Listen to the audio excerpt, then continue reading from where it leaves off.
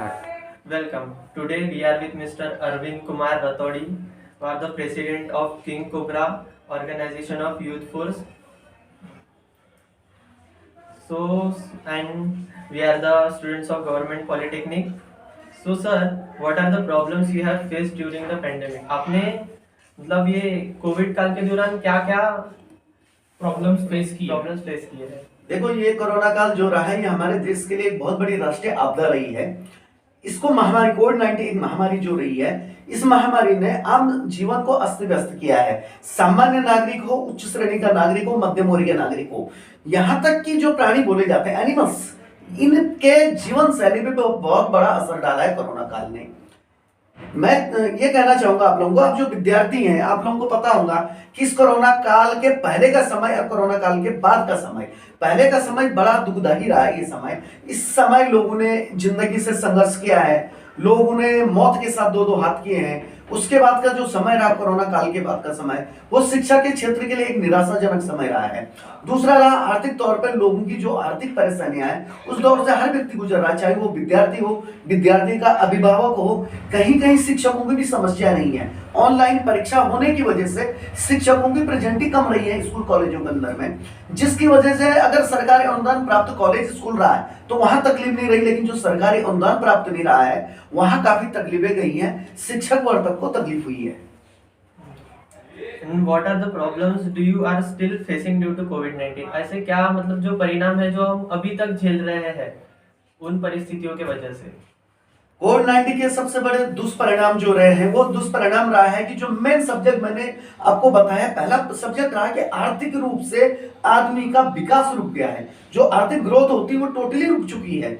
आर्थिक ग्रोथ रुकने का एक कारण हुआ है कि जो छोटे छोटे, जैसे समझ लीजिए गृह उद्योग होते थे, छोटे छोटे कारखाने होते थे, छोटे छोटे बिल्कुल जहां 4-4, 5-5 लोगों के समूह में कार्य किया जाता था, वो सारे कोरोना काल में बंद हो गए, चौपट हो गए। और सबसे बड़ा दुष्परिणाम हुआ वो आर्थिक रूप से और विद्यार्थियों की शिक्षा के क्षेत्र में सबसे बड़ा नुकसान हुआ है। और ऑनलाइन जो पढ़ाई हुई है उसका सबसे बड़ा दुष्परिणाम हुआ है कि विद्यार्थी को फिजिकली प्रॉब्लम हुई है, उनको आंखों की प्रॉब्लम हुई है, उनको बॉडी हेल्थ की प्रॉब्लम हुई है, और सबसे बड़ी दिक्कत हुई है कि ये पता नहीं कि विद्यार्थी जब बैठा हुआ है वो मोबाइल पे ऑनलाइन पढ़ाई कर रहा है, तो ये पता नहीं है कि वो बच्चे के माइंड में चल क्या रहा है। क्या वो सही में अपने क्लास से संबंधित सब्जेक्ट को ऑनलाइन पढ़ रहा है, देख रहा है, या किसी गलत वेबसाइट पे जाके कोई गलत चीज को, कोई क्रिमिनल्स खेल हो या फिर कोई वेबसाइट हो या कोई वेब सीरीज हो, उसको देख रहा है। ये दुष्परिणाम बहुत बड़ा हुआ है। यस सर, और ये छोटे बच्चों के इस पे भी बहुत परिणाम हुआ है, जो मोबाइल्स एनी टाइम देखते हैं पढ़ाई के लिए, उनके आइज पे भी बहुत नुकसान हो चुका है। इसलिए नेक्स्ट जनरेशन के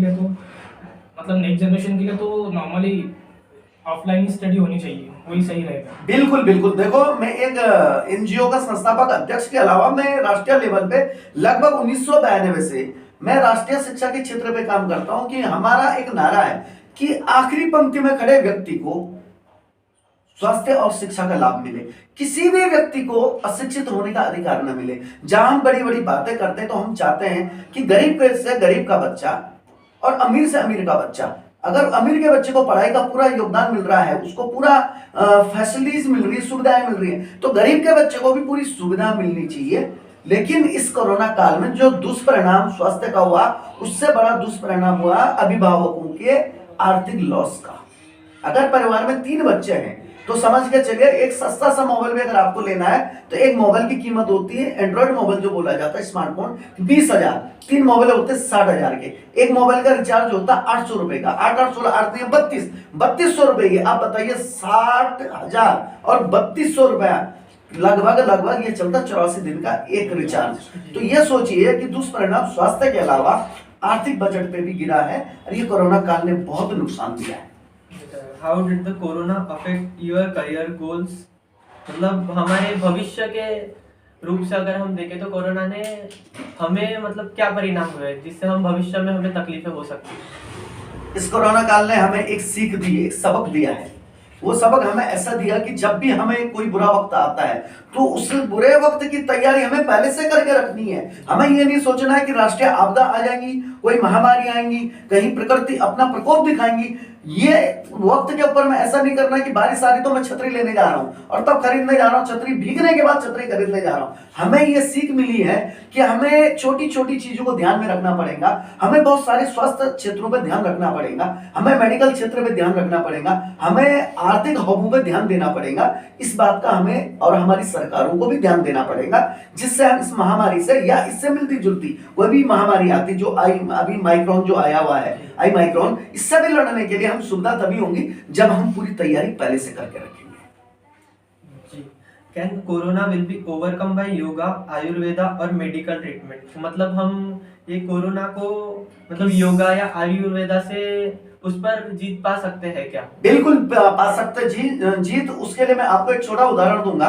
कि ये जो हमारा भारत है, ये हिंदुस्तान है, ये अति प्राचीन सभ्यता हमारी, हिंदू एक सभ्यता एक कल्चर है हमारा। आप लोगों ने कभी सुना होगा या देखा होगा, आप सीरियल देखते होंगे पुराने, रामायण महाभारत या इससे मिलते जुलते जो भी हम सीरियल देखते हैं या हमने कोई ग्रंथ पढ़े होंगे किसी भी धर्म के, हिंदू मुस्लिम सिख ईसाई पारसी कोई भी हो, आपने देखा होगा कि पुराने जमाने में युद्ध होते थे, लड़ाइयां होती थी, तो उस समय पे मोटार, गोला, रैकेट लॉन्चर ये सब नहीं होते थे। उस समय पे युद्ध होते थे आमने सामने, तलवारों से, तीर भालों से होते थे। तो देखा आपने सर्जरी हमारी कितनी उस समय पे उन आदि अनंत कालों में हमारे भारत की संस्कृति, आयुर्वेदा का सब्जेक्ट ले रहा हूं मैं, कि आयुर्वेदा इतना मजबूत था कि जब किसी की भुजाएं कट जाती थी तलवारों से युद्ध करते हुए राजा की, सेनापति की, तो वो लेप लगाते थे। सर्जरी नहीं थी, not the neuro surgeon and not the MBBS, ये नहीं थे उस समय पे। आयुर्वेदा योगा ही था कि जो आपकी सर्जरी के माध्यम से आपकी कटी हुई भुजा को भी जोड़ लेता था और सिपाही युद्ध के लिए फिर तैयार होता था। तो हाँ, मैं ये कहना चाहूंगा कि आयुर्वेदा में उतनी ताकत, उतनी पावर है, मगर हमें विश्वास की जरूरत है कि हमें विश्वास करना पड़ेगा अपनी पुरानी संस्कृति पे, अपने आयुर्वेदा पे। आयुर्वेदा में वो ताकत है कि आयुर्वेदा के अंदर में कि आप बहुत बड़ी बड़ी बीमारियों को जड़ से खत्म करवा सकते हैं, कर सकते हैं। योगा सिर्फ फिट रखने के लिए नहीं है, योगा आपको बहुत सारी बीमारियों से लड़ने के लिए, उन बीमारियों से ताकत देने के लिए, आपको बूस्ट करने के लिए योगा की भी जरूरत है। जी sir, what you have learn from the कोविड-19? मतलब हमें इससे क्या सीखने को मिला? मतलब ये बुरी तो हुई पर हमें उससे कुछ अच्छी चीजें भी सीखने को मिली है, तो वो क्या है? जी हाँ, कोरोना ने बहुत कुछ अच्छी चीजें भी सिखाई है। रहा ये नाम लेना ही अपने आप में अपनी जबान पे एक अजीब सा लगता है कि ये ऐसा नाम ना आए, ऐसी बीमारी ना आए, मगर इस बीमारी ने बहुत कुछ सिखाया। पहला, इस बीमारी ने ये सिखाया है कि इस समय पे कौन अपना है, कौन पराया है, कौन विद्यार्थी है, कौन शिक्षक है, कौन व्यापारी है, कौन खरीदार है। मतलब भले और बुरे का एहसास कराया है। जब लोगों की सांसें टूट रही थी, लोग फंसे पड़े थे, तो देखो बहुत जगह ऐसा हुआ कि अपनों ने ही अपना नाता रिश्ता तोड़ दिया था। लोग फोन नहीं उठा रहे थे, एक दूसरे से मुंह मोड़ रहे थे। जब कहीं किसी की कोरोना की वजह से मृत्यु हो जाती थी तो पड़ोसी भी अपने दरवाजे खिड़की बंद रखता था, छत से नजारा देखता था, लेकिन हाथ लगाने को नहीं देखता था। लोग एक दूसरे की मदद नहीं करते थे। यह सीखने को मिला है कि इंसान ने अपने अंदर की इंसानियत, मानवता को जिंदा रखना और एक दूसरे की मदद करना। कोई अच्छा कर रहा उसकी टांग नहीं खींचना। और बहुत से लोगों ने कोविड-19 में बहुत हेल्प की है। जो गरीब लोग थे उनकी भी बहुत हेल्प की, जैसे कि आपने एनजीओ से द्वारा इतने अच्छे काम किए, और भी बहुत लोग हैं जिन्होंने बहुत हेल्प की, उनके लिए तो थैंक यू बनता है। जी बिल्कुल, मैं सिर्फ नागपुर के लिए नहीं, हमारे नागपुर की 55 लाख की आबादी के लिए नहीं, मेरे महाराष्ट्र के लिए, मैं पूरे भारतवर्ष के उन सामाजिक कार्यकर्ताओं को, उन तमाम संस्थाओं को, उन शैक्षणिक संस्थाओं को भी, उन गुरुजनों को, उन विद्यार्थियों को भी जो हमारे साथ मिलकर काम किए, उनका अभिवादन, अभिनंदन करता हूं। और यह कहना चाहता हूं कि इस समय अगर सामाजिक संस्थाएं नहीं होती, इस समय सामाजिक कार्यकर्ता नहीं होते, इस समय वो विद्यार्थी नहीं होते जिनके मन में कुछ करने की लालसा थी, और वर्दी, खासकर वर्दी, जिस वर्दी ने मौत के बीच में दीवार बन के हमें जिंदगी दी, हमारी जिंदगी की सांस हमें दी है, डॉक्टर का वर्दी, पुलिस का और सफाई कर्मचारी का, सामाजिक कार्यकर्ता का दिल से अभिनंदन, अभिवादन करना चाहिए। करता हूं और करता रहूंगा कि इन लोगों ने एक मौत के बीच में दीवार बन के फ्री सेवा दी है, निःशुल्क सेवा दी है, और जान आते हुए लेके सेवा दी है। अपने घर परिवार को छोड़ के समाज के लिए मानव धर्म, मानवता का और इंसानियत का धर्म निभाया है। Sir, what are the good and bad impacts you have observed after कोविड-19? मतलब इससे कुछ अच्छे परिणाम भी हुए, जैसे हमने देखे कि प्रदूषण का मतलब जो ये है वो लेवल कम हो गया है। जी जी जी, इसका अच्छा परिणाम प्रकृति के लिए रहा है। हाँ, इसका अच्छा परिणाम प्रकृति के लिए ऐसा रहा कि प्रदूषण से संबंधित जब समस्याएं थी कि हम सामान्य जिंदगी में हम लोग देखते हैं कि सुबह उठते हैं, सुबह उठने के बाद जब हम लोग मंजन करते हैं तो देखना कई लोगों की आदत होती है जहां मंजन कर रहे हैं वही थूक लेते हैं। हाथ में कोई टहनी होती, नीम का मंजन कर रहे हैं वही हमने फेंक दिया, पॉलिथीन से कुछ सामान लिया, खाया, बिस्किट के रेफर तक हमने बाहर फेंक दिया। मगर कोरोना काल में ये चीजें नहीं थी। उसका कारण था कि एक छोटा सा 5 रुपए का बिस्किट भी अगर लेते थे बच्चे के लिए या अपने स्वयं के लिए, तो इस बिस्किट के पैकेट को भी हम लोग पहले सैनिटाइजिंग करते थे और उसको हाथ धो के खाने के बाद में वो रेपर को हम प्लास्टिक के पैकेट में या किसी इसमें कूड़ादान में डालते थे। प्रकृति ने बहुत अच्छा हमको जवाब दिया। देखो उस समय प्रदूषण ही नहीं, चारों तरफ हरियाली थी और आपको आपके कहीं दूर तक का क्षेत्र देखने को जा रहा था। जहां तक आपकी नजर जाएंगे वहां तक आपको हरियाली के अलावा प्रदूषण, मौसम साफ और ऑक्सीजन का लेवल बहुत ज्यादा बढ़ा हुआ था। जहां जहां मृत्यु हुई है, कहां हुई है जहां ऑक्सीजन लेवल कम हुआ है, लेकिन बहुत जगह ऐसी जगह है जहां ऑक्सीजन लेवल बहुत बेहतर रहा, वहां मृत्यु नहीं हुई है। वन्य जीव प्राणी जो देखना बड़ा दुर्लभ होता है, ज्यादा से ज्यादा हम लोग, आप विद्यार्थी लोग, हमारे बच्चे कहां देखेंगे? चिड़ियाघरों में। लेकिन इस समय में आपने देखा होगा वन्य जीव प्राणी, मोर हो गए, हिरन हो गए, भालू हो गए, जंगली सुअर हो गए, चीता हो गया, गुलजार हो गए, ऐसे प्राणी भी सड़कों के ऊपर में विचरण कर रहे थे क्योंकि लॉकडाउन लगा हुआ था, धारा 144 लागू थी, उनको पानी मिल रहा था, उनको चारा घास प्रकृति से जो मिलता वो सब मिल रहा था। तो ये गुड पॉइंट रहा है कि ग्लोबल वार्मिंग के लिए, खासकर ग्लोबल वार्मिंग के जो दुष्परिणाम थे उसको रोकने के लिए एक कारगर सिद्ध हुआ है कोरोना। और सर इसके डिसएडवांटेज क्या है, मतलब जो परिणाम नहीं होने चाहिए थे कोविड-19 के लिए? दुष्परिणाम, हाँ। इसके दुष्परिणाम तो बहुत सारे हुए हैं। पहला तो मैंने शैक्षणिक बताया है कि आप लोग स्वयं विद्यार्थी, आपको पता होगा कि आप किस पीड़ा से गुजरे हैं, आप किस मानसिक पीड़ा से गुजरे हैं। आप भी गुजरे हैं, शिक्षक भी गुजरा है, अभिभावक भी गुजरा है, जिसका मैंने उदाहरण दिया, आर्थिक तौर पे, शारीरिक तौर पे, दोनों तरह का नुकसान हुआ है।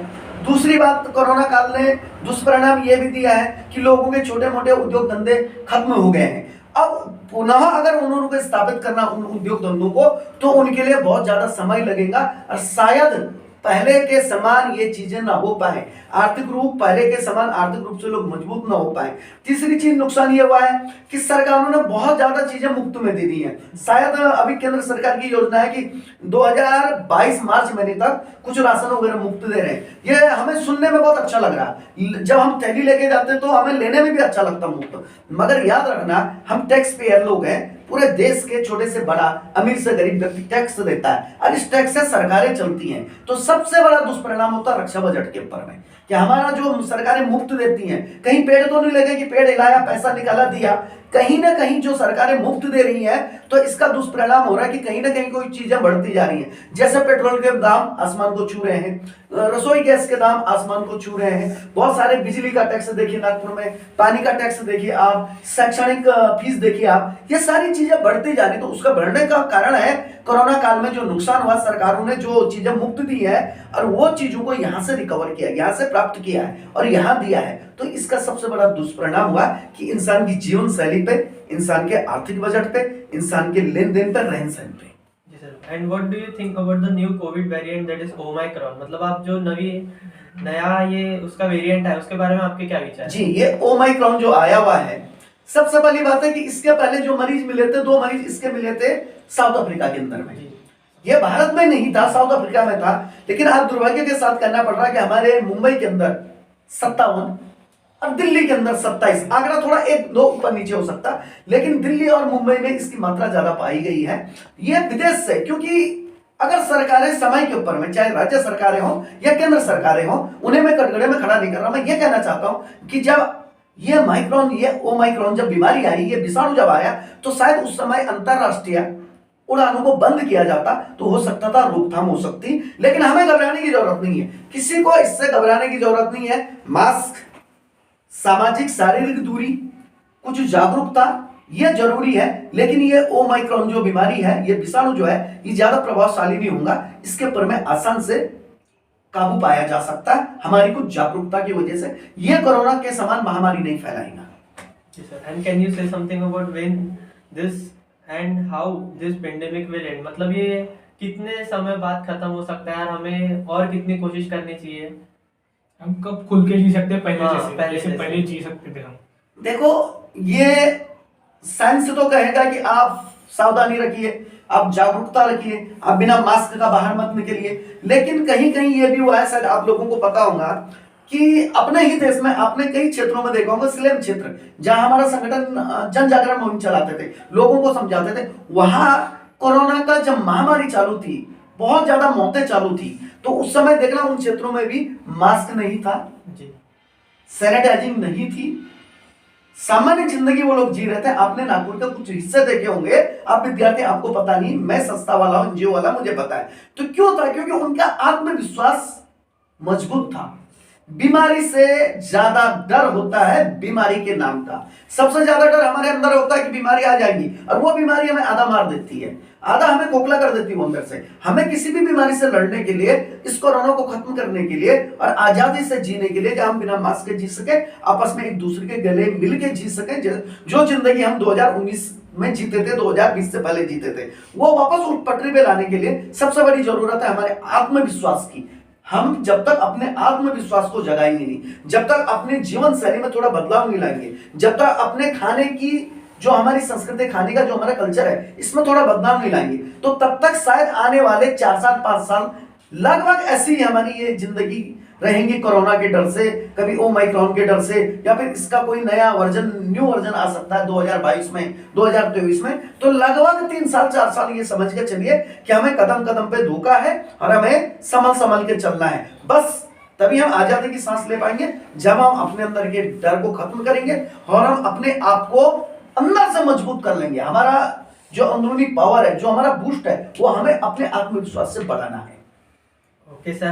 The last but not least, please tell us, sir, about your service during the COVID period. मतलब आपने जो समाज सेवा की है कोविड के दौरान, जी उसके बारे में हमें कुछ बताइए। जी, कोरोना कोविड का जब शुरू अपने भारत देश में शुरुआत हुई थी, तो शुरुआत हुई थी मार्च महीने के, 2020 मार्च महीने के आसपास से, लगभग 8 मार्च से शुरू हुआ था। हमारे महाराष्ट्र के अंदर में ये 10 मार्च से इसकी थोड़ी सी आड़ शुरू हुई थी। तो उस समय सारे विद्यार्थी लोग, आप स्कूल जाते थे, कॉलेज जाते थे, छोटे छोटे बच्चे स्कूल कॉलेज जाते थे। तो देखो, इसकी शुरुआत ऐसी हुई कि स्कूल उसको कहने लग गए कि आप मास्क लाइए, ये जो सर्जिकल मास्क बोला जाता है, ये मास्क 1 रुपए 2 रुपए में बिकने वाला। उस समय ये मास्क 2020 की बात कर रहा हूँ, 11 मार्च से, ये मास्क जो है ये 40-40 रुपए में बिकने लग गया था। सैनिटाइजर की 35 ml की बोतल 90 रुपए में बिकने चालू हो गई थी। तो ये जब मेरे ध्यान में आया, मेरी संस्था king cobra organisation youth force के ध्यान में आया, तो हमने अपना जन जागरण 12 मार्च 2020 से शुरू किया। स्कूल कॉलेजों में गया, उनको समझाया, छोटे बच्चों को, आप समान विद्यार्थियों को, शिक्षकों को, कि इससे बचाव कैसा करना है। आपको घबराना नहीं, आपको अपने आप का बचाव लाना है। हमने जन जागरण मुहिम किया। लगभग 2700 के आसपास विद्यार्थियों को, मजदूरों को, होटलों में काम करने वाले वर्करों को, या जो दंपत्ति यहाँ घूमने आए थे, अपने रिश्तेदारी में आए थे, उन लोगों को उनके प्रांतों तक भेजा हमने। शासन प्रशासन के साथ कंधे से कंधा लड़ा के, कंधे से कंधा मिला के हमने भेजा। लद्दाख के, जम्मू कश्मीर के, उत्तराखंड के विद्यार्थियों को खासकर हम लोगों ने उनके राज्यों में भेजा है। मजदूरों को हमने, कलकत्ता के मजदूरों को, मद्रास के मजदूरों को हमने उनके राज्यों में भेजा है। 3300 के ऊपर स्वयं मैंने अपने कंधे से अंतिम संस्कार किए हैं। जब एक दूसरे को हाथ नहीं दे रहे थे, बाप बेटे को नहीं गिन रहा था, बेटा बाप को नहीं गिन रहा था, माँ बेटी को नहीं गिन रही थी, एक दूसरे से हमारी मानवता का रिश्ता टूट रहा था, हमारी चैन टूट रही थी। कोरोना की चैन मजबूत हो रही थी, लेकिन मानवता की चैन टूट रही थी। तब हमारी संस्था ने, मैंने स्वयं ने 3300 के ऊपर में अंतिम संस्कार किए, खुद के खर्चे से किए। लोगों को राशन दिया, दवाइयां दी, वस्त्र दान किए, और जितना संभव हो सका, सिर्फ इंसानों के लिए नहीं, हमने मुख्य प्राणियों के लिए भी किया। जो प्राणी जिन्हें हम श्वान बोलते हैं, गाय है, भैंस है, बैल है, जो लावर स्थिति में घूम रहे थे, होटल रेस्टोरेंट बंद थे, लोगों के पास खाना नहीं था, तो फेंकते कहां से लोग, तो हमने उनके लिए भी बांटा, उनका भी हमने ध्यान रखा। और इस समय हमने अपने मानवता का धर्म निभाया, राष्ट्र धर्म निभाया, इंसानियत का धर्म निभाया। हमने मानवता की चैन को मजबूत किया, कोरोना की चैन को तोड़ने का काम किया। और मैं चाहता हूं कि अगर सामने भविष्य में ऐसी कोई बात हो, ऐसी कोई आपदा आती है, तो सारे लोग मिलके मानवता की चैन को मजबूत करें और बीमारी, आपदा की चैन को तोड़े। Okay, sir, you done a very great job. Okay, thankful to giving your important time. All the best, sir. Thanks. और आप सभी विद्यार्थियों के भविष्य की शुभकामनाएं देता हूं, और कोशिश करता हूं कि आप लोग अच्छी अपनी शिक्षा पे ध्यान दें, और जो नुकसान हुआ इस कोरोना काल में, वो बहुत जल्द रिकवर हो और आपका भविष्य उज्जवलमय हो। जय हिंद, वंदे मातरम।